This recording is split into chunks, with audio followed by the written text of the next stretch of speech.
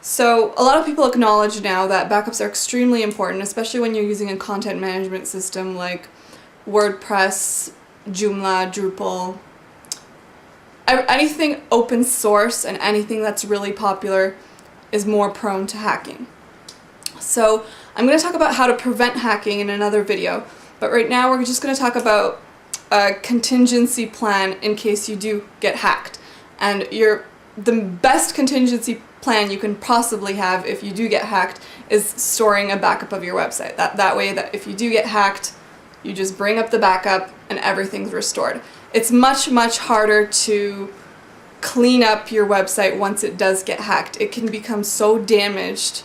It can have so many pieces of script and different files that if you don't have a backup of it, restoring it from something that's so convoluted might not even be worth it, and you might have to rebuild your website from scratch all over again. So it's really, really important to keep backups, and if you have a really good hosting provider that allows you to do these easily, now remember, not everybody allows you to back up websites easily. A lot of hosting providers want to keep you kind of locked so that you don't migrate to someone else, because obviously if you could back up your site very easily, you can migrate or you can move your site very easily.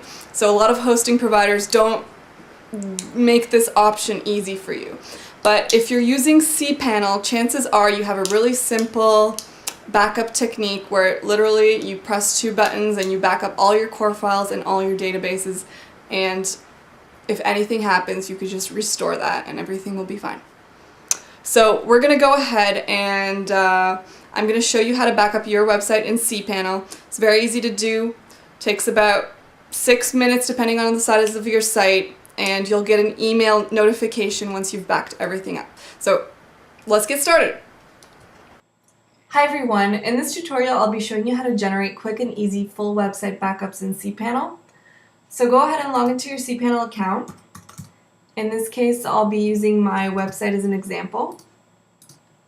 And your interface should look something like this. Bear in mind, if you're using a different hosting provider, it might look a little different. The icons might be arranged a little differently, but either way, you should have an icon somewhere called Backups. So go ahead and click on that. Then go to the button that says Download or Generate a Full Website Backup. And leave the default settings as is. We're going to store 1 backup on our server and 1 backup on our computer. So optionally type in your email address if you want to receive notification once your backup has been completed, and click on Generate Backup. Now we're halfway there. Click Go Back and you're going to see your backup in progress. That's the status of it, the date it was generated. And I already did one right before this one, so I'll show you that when your backup is complete, it will look exactly like this. And it'll take about 10 minutes depending on the size of your site. But once it's been completed, again, it'll look just like this. You're going to click on it and just download it to your computer. It's that easy. 2 places, 2 backups.